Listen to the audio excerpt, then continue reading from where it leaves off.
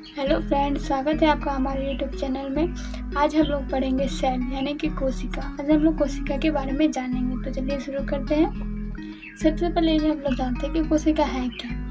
हमारा शरीर कोशिकाओं का बना होता है। सिर्फ हमारा नहीं, सभी जीव जंतु यानी पेड़ पौधे, सभी जानवर, सभी का शरीर कोशिकाओं से बना होता है।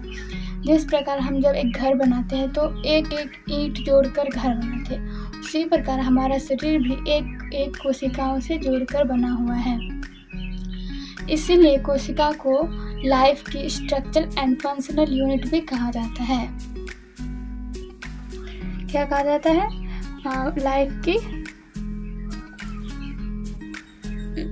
लाइफ की स्ट्रक्चरल एंड फंक्शनल यूनिट कहा जाता है, यानी कि संरचनात्मक एवं क्रियात्मक इकाई कहा जाता है। अब हम लोग जानते हैं कोशिका किन चीजों से बना होता है। कोशिका प्रोटोप्लाज्म यानी कि जीव द्रव्य से बना हुआ होता है, जिसमें ढेर सारे रासायनिक तत्व मिलकर एक यौगिक के रूप में रहते हैं। कि अकार्बनिक यौगिक के रूप में अकार्बनिक यौगिक के रूप में क्या क्या रहता है? जल एवं लवण, जल एवं लवण यानी वाटर एंड सॉल्ट। और कार्बनिक यौगिक के रूप में क्या रहता है? प्रोटीन, वसा यानी कि फैट, कार्बोहाइड्रेट,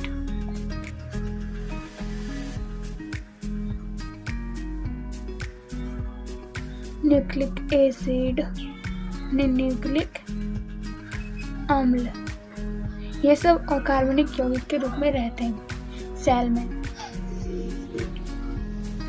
कोशिका एक छिद्र युक्त चयनात्मक पारगम में प्लाज्मा मेम्ब्रेन से घिरी रहती है। इसके बीच में एक केंद्रक भी होता है, यानी इस टाइप का होता होगा। हम लोग इमेजिन कर सकते हैं कोशिका इस टाइप की होती, और उसके बीच में एक केंद्रक रहता है, और ये हो गई छिद्र युक्त पारगम में झिल्ली, यानी कि इनसे कुछ पदार्थ आर पार हो सकते हैं। इस टाइप की हम होती है। कोशिका ढेर सारे टाइप के होते हैं, तो सबके आकार भी अलग अलग भी होते हैं और साइज भी अलग अलग होते हैं। इस टाइप का कोशिका हो सकता है, हम लोग इमेजिन करते हैं। अब हम लोग चलिए कोशिका के बारे में कुछ जनरल नॉलेज जानते हैं। कोशिका की खोज रॉबर्ट हुक ने 1665 ईस्वी में की थी।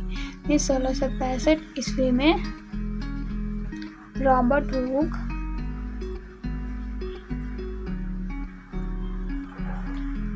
हुक ने कोशिका की खोज की थी। ने खोज किया किसका? सेल यानी कि कोशिका का। और केंद्रक के बारे में रॉबर्ट ब्राउन ने 1831 ईस्वी में बताया था।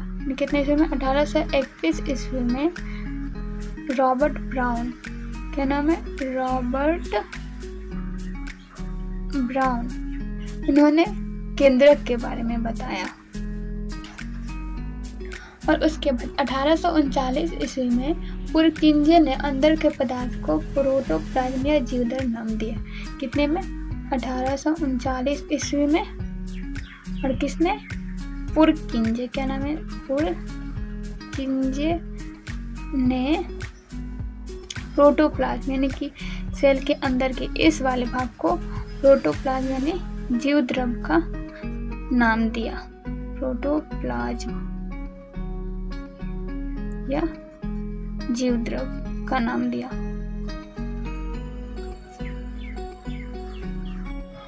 अब हम लोग जानेंगे कोशिका के संरचना यानी कि स्ट्रक्चर के बारे में।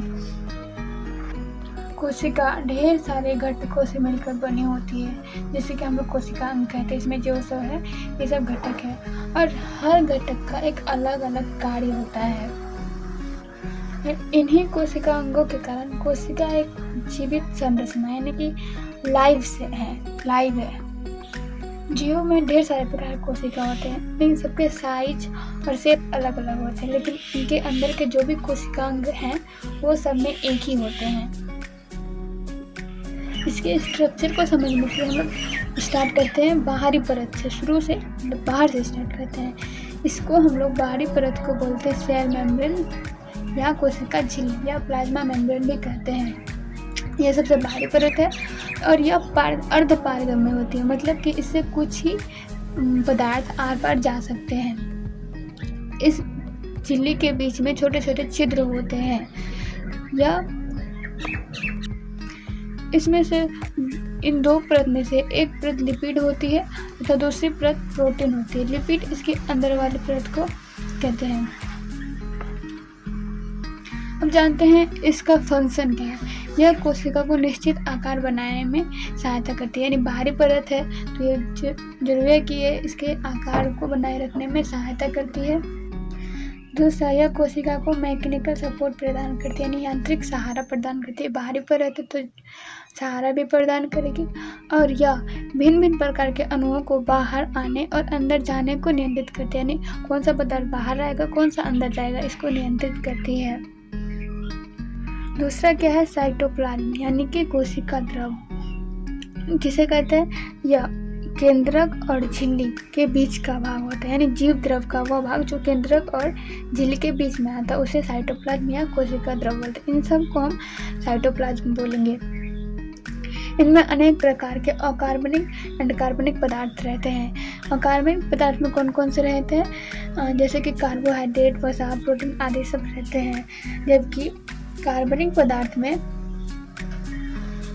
जल एवं लवण रहते हैं।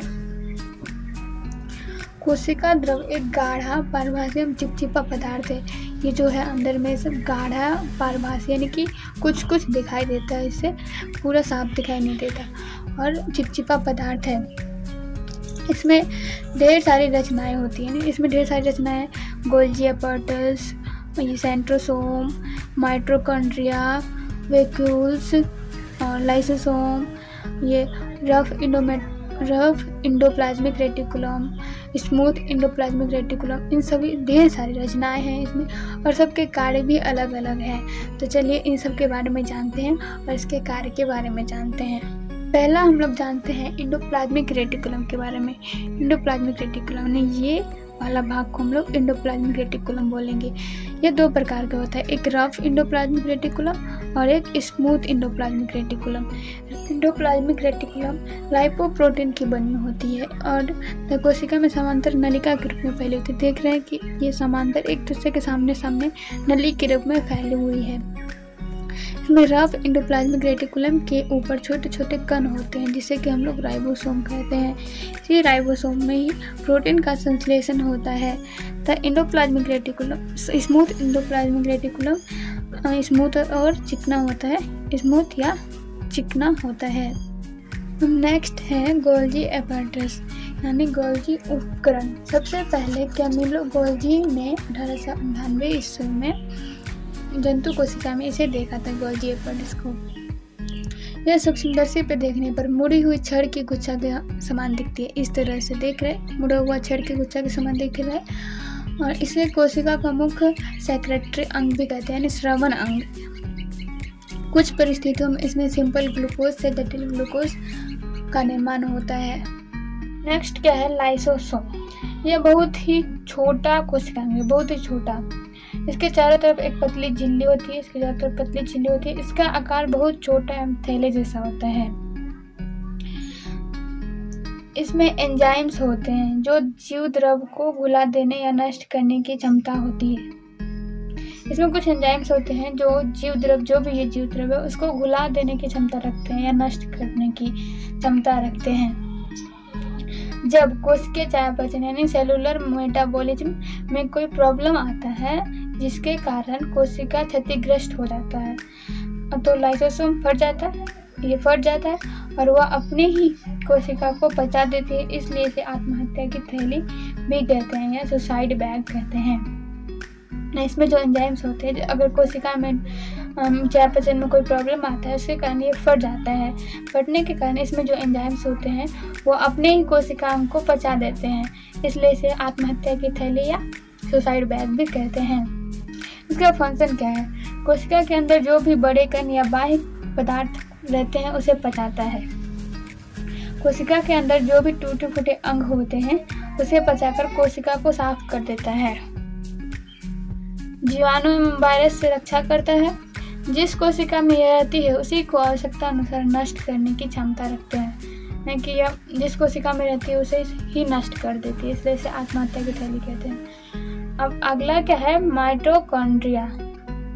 ये यानी कि इसे हम लोग माइटोकॉन्ड्रिया कहते हैं। यह कोशिका द्रव में पाई जाने वाली बहुत ही महत्वपूर्ण रचना है। पादप कोशिका में इसकी संख्या जंतु कोशिका से कम होती है, यानी पौधों की कोशिका में माइटोकॉन्ड्रिया की संख्या कम होती है जंतु कोशिका से। जंतु कोशिका में यह 10,000 या इससे ज़्यादा भी हो सकती है। इसमें अपना डीएनए एवं राइबोसोम होता है, जिससे अपना कुछ प्रोटीन बनाने में यह सक्षम होता है। इसका फंक्शन क्या है? इसमें उपस्थित कोशिकीय श्वसन के एंजाइम के चलते भोजन का संपूर्ण ऑक्सीकरण होता है। इसके फलस्वरूप जीवों के लिए ढेर सारी अति आवश्यक ऊर्जा मुक्त होती है, इसलिए माइटोकॉन्ड्रिया को पावर हाउस कहते हैं, यानी कोशिका का पावर हाउस कहते हैं। यानी कि कोशिकीय श्वसन जब होता है तो उसमें एंजाइम निकलता है, जिसकी वजह से भोजन का पूर्ण ऑक्सीकरण हो जाता है, जिसके फलस्वरूप ढेर सारे एजेनिक ऊर्जा निकलती है, इसलिए माइटोकॉन्ड्रिया को कोशिका का पावर हाउस कहते हैं। इसमें ऊर्जा एटीपी के रूप में रहता है। जब कोशिका नए यौगिक का निर्माण होता है कोशिका में, तो यही एटीपी संचित ऊर्जा का इस्तेमाल होता है, यानी कि इसमें ऊर्जा एटीपी के रूप में एकत्रित रहता है, और जब कोशिका में नए यौगिक का निर्माण होता है तो यही ऊर्जा यूज होता है। अगला क्या है? केंद्रक यानी कि न्यूक्लियस। न्यूक्लियस क्या है? केंद्रक कोशिका अंग में एक बड़ी गोलाकार एवं गाढ़ी संरचना है। यह सभी जीवित कोशिका में पाई जाती है। गोल है, बड़ी भी सारे संरचना से बड़ी है, और यह सभी जीवित कोशिका में पाई जाती है। इसके चारों ओर, केंद्रक के चारों एक दोहरी झिल्ली होती है, जिससे कि हम लोग क्या कहते हैं? न्यूक्लियर मेम्ब्रेन कहते हैं। न्यूक्लियर मेम्ब्रेन में ढेर सारे छिद्र होते हैं छोटे छोटे, जो कि कोशिका द्रव यानी इस वाले भाग केंद्रक द्रव इस वाले भाग को बोलते हैं, और कोशिका द्रव इस वाले भाग को। इन दोनों के बीच पदार्थों का आदान प्रदान उन छिद्रों से होता है। प्रायः सभी जीवित कोशिका में एक ही केंद्रक पाए जाते हैं, लेकिन कभी कभी ऐसा होता है कि एक से ज़्यादा केंद्रक पाए जाते हैं। केंद्रक द्रव के अंदर धागे जैसी, ये केंद्रक द्रव है, इसके अंदर धागे जैसी रचना पाई जाती है, जैसे कि हम लोग क्रोमैटिन जालिका कहते हैं। ये जालिका डीएनए एवं प्रोटीन से बनी होती है। डीएनए क्या करता है? आनुवंशिक लक्षणों को एक पीढ़ी से दूसरी पीढ़ी तक ले जाता है। केंद्रक का कार्य क्या है?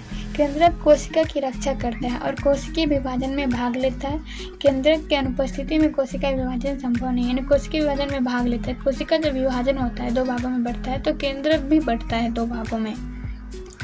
जैसे केंद्रक कोशिका के भीतर संपन्न होने वाली सभी मेटाबॉलिक या जैविक तथा रासायनिक क्रियाओं को नियंत्रित करता है। यह कोशिका के अंदर जो भी क्रिया होती है उससे यह केंद्रक नियंत्रित करता है। कुछ जीवों में जनन में महत्वपूर्ण भूमिका निभाते हैं केंद्रक। यह कोशिका के विकास एवं परिपक्वन को निर्धारण करता है, यानी कि कोशिका का विकास कब पूरा हुआ यानी परिपक्व हुआ, इसको निर्धारित केंद्रक ही करता है। केंद्रक प्रोटीन संश्लेषण के लिए आवश्यक कोशिकीय आरएनए उत्पन्न करता है, यानी प्रोटीन संश्लेषण में जो आवश्यक प्रोटीन आरएनए होता है वह केंद्रक द्वारा ही उत्पन्न होता है। केंद्रक के अंदर केंद्रिका द्रव जो है, इसके अंदर एक गोलाकार रचना होता है जिसको हम लोग न्यूक्लियोल्स कहते हैं, और ये कम क्रियाशील कोशिका में बहुत छोटी या पाई नहीं जाती है, लेकिन जो कोशिका क्रियाशील है उसमें बड़ा और अधिक क्रियाशील और बहुत एक से ज़्यादा पाए जाते हैं। हजारों की संख्या में ये पाए जाते हैं। और न्यूक्लियोल्स के अंदर ही आरएनए का संश्लेषण होता है। कोशिका विभाजन में भी यह विशेष भूमिका निभाता है। नेक्स्ट है वैक्यूल्स, यानी इसको हम लोग राजधानी भी कहते हैं। कोशिका राजधानियाँ के चारों ओर एक झिल्ली घिरी रहती है, इसके चारों ओर एक झिल्ली घिरी रहती है, इसे टोनोप्लास्ट कहते हैं। इस झिल्ली को हम लोग टोनोप्लास्ट कहते हैं। राजधानियाँ छोटी या बड़ी हो सकती है। इन राजधानियों के भीतर ठोस अथवा तरल पदार्थ भरे रहते हैं। जंतु कोशिका में राजधानियाँ छोटी होती है तथा पादप कोशिका में राजधानियाँ बड़ी होती है। आज के लिए बस इतना ही। तब तक के लिए बाय। घर में रहिए, सुरक्षित रहिए तथा अपना ख्याल रखिए। और हाँ, हमारा वीडियो पसंद आया हो तो लाइक, सब्सक्राइब एंड शेयर करना ना भूलें।